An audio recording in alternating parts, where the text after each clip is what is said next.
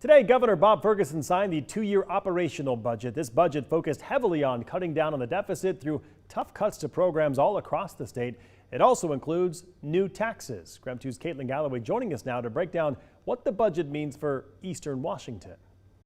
Well, thanks, Mark. A few hours before the bill was signed this afternoon, one Washington state senator told me he believes the state managed to balance the deficit it's facing while still keeping essential services intact, especially for the state's most at-risk populations. Senator Marcus Riccelli serves on the Senate Ways and Means Committee, which oversees two of the state's three major budgets. The operating budget is what funds most of government. The transportation budget manages funding for Spokane Public Transit and the Spokane Corridor project, which remains under the newly approved budget.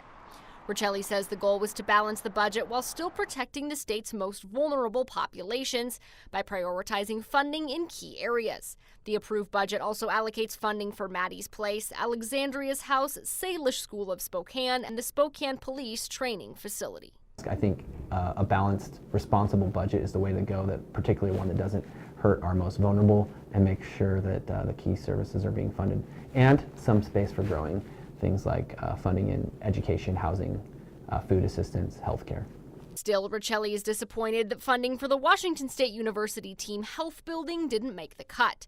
It supports future healthcare professionals in a simulated environment. He told us after the bill was signed in part, quote, "I appreciate the governor thoroughly reviewing and signing the budget bills that protect essential services." Mayor Lisa Brown's office says they're still reviewing the budget changes and will have a statement in the coming days. In the newsroom, Caitlin Galloway, KREM 2 News.